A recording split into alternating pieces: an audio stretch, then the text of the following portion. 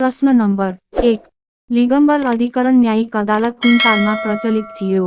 यसको सही जवाब रहेको छ लिच्छविकाल। प्रश्न नम्बर 2 आफूलाई विद्या पारङ्गत भनी लेख्ने राजा को हुन्? यसको सही जवाब रहेको छ जितामित्र मल्ल। प्रश्न नम्बर 3 लिच्छविकालीन व्यवस्थामा मल्लयुद्ध करका नाममा केमा कर लगाइन्थ्यो? यसको सही जवाब रहेको छ मनोरञ्जन। प्रश्न नम्बर 4 लाइब्रेरी पर्व कसको पालामा भएको थियो? यसको सही जवाब रहेको छ भीम शमशेर। प्रश्न नम्बर 5 सैनिक बहादुरी देखाउनेलाई चूडामणि पदक दिने राजा को हुन्? यसको सही जवाब रहेको छ योगनरेन्द्र मल्ल। प्रश्न नम्बर 6 सर्वप्रथम तामाको पैसा चलनचल्तीमा ल्याउने राजा को हुन्? यसको सही जवाब रहेको छ रत्न मल्ल। प्रश्न नम्बर 7 नेपालमा सर्वप्रथम अभिलेख राख्ने राजा को हुन्? यसको सही जवाब रहेको छ मानदेव। प्रश्न नम्बर 8 नेपालमा अंग्रेजी शिक्षाको प्रारम्भ कसको पालादेखि भएको हो? यसको सही जवाब रहेको छ जङ्गबहादुर राणा। प्रश्न नम्बर 9 पशुपतिनाथको पुजारी भट्ट ब्राह्मण राख्ने मल्ल राजा को हुन्? यसको सही जवाब रहेको छ यक्ष मल्ल। प्रश्न नम्बर 10 लक्ष्मीनरसिंह मल्ल कहाँका राजा थिए? यसको सही जवाब रहेको छ काठमाडौँ। प्रश्न नम्बर 11 आफ्नो आसनमा सर्वप्रथम सिंहको आकृति अंकित गर्ने राजा को हुन्? यसको सही जवाब रहेको छ नरेन्द्रदेव। प्रश्न नम्बर 12 मल्लपुरी कसले विजय गरेका थिए? यसको सही जवाब रहेको छ मानदेव। प्रश्न नम्बर 13 गायजात्राको चलन कसले चलाएका हुन्? यसको सही जवाब रहेको छ प्रताप मल्ल। प्रश्न नम्बर 14 नेपालको राजधानी कुन राजाको पालामा नुवाकोट सरिएको थियो? यसको सही जवाब रहेको छ गिर्वाणयुद्ध विक्रम शाह। प्रश्न नम्बर 15 भक्तपुरका अन्तिम मल्ल राजा को हुन्? यसको सही जवाब रहेको छ रञ्जित मल्ल। प्रश्न नम्बर 16 काठमाडौँका अन्तिम मल्ल राजा को हुन्?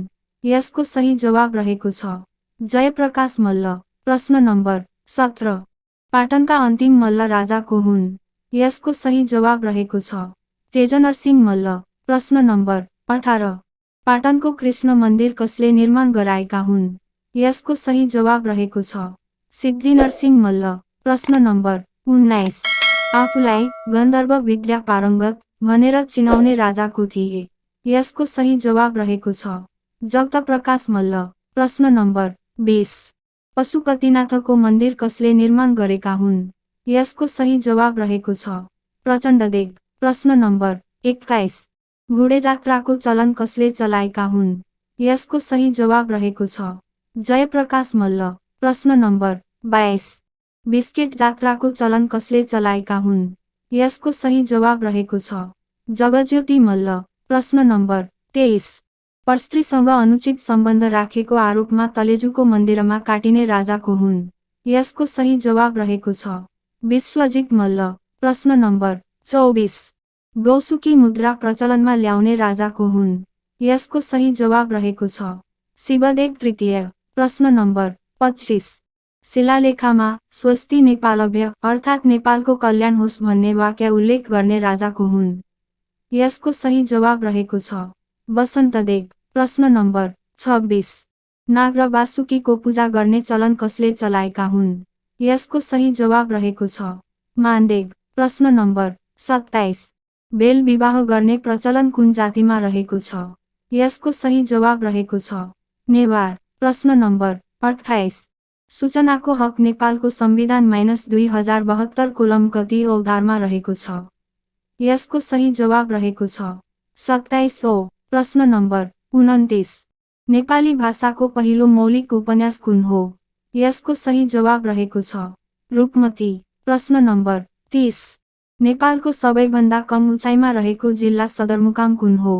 यसको सही जवाब रहेको छ जलेश्वर। प्रश्न नम्बर 31 पाल्पा जिल्ला केको लागि प्रसिद्ध छ?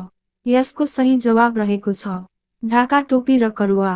प्रश्न नम्बर 32 नेपालको राष्ट्रिय गानामा कति जना गायक गायिकाको स्वर समेटिएको छ?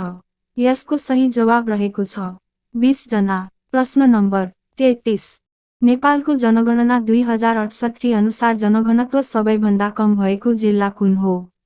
यसको सही जवाब रहेको छ मनाङ। प्रश्न नम्बर 34। अधिक वर्ष कति दिनको हुन्छ? यसको सही जवाब रहेको छ 366 दिन। प्रश्न नम्बर 35। नेपालको जनगणना 2068 अनुसार नेपालको सबैभन्दा कम साक्षर जिल्ला कुन हो? यसको सही जवाब रहेको छ रौतहट। प्रश्न नम्बर 36। नेपालमा महिषपाल वंशका कति जना राजाहरूले जम्मा कति वर्ष शासन गरेका थिए? यसको सही जवाब रहेको छ जम्मा 3 जना 111 वर्ष। प्रश्न नम्बर 37। कुन किराती राजाको पालामा नेपालको पहाडी भागमा किरातरूपधारी शिव र अर्जुनबीच युद्ध भएको थियो? यसको सही जवाब रहेको छ हुमती छैटौं किराती राजा। प्रश्न नम्बर 38। किराती राजा यलम्बरको पूर्ण कदको शालिग कहाँ रहेको छ? यसको सही जवाब रहेको छ सङ्खुवासभा। प्रश्न नम्बर 39। नेपालमा लिच्छवी शासन व्यवस्था कहिले सुरु भएको थियो? यसको सही जवाब रहेको छ ईसा पूर्व 300। प्रश्न नम्बर 40। नेपालमा लिच्छवीहरूको शासनकाल कति अवधि चल्यो? यसको सही जवाब रहेको छ 400 वर्ष। प्रश्न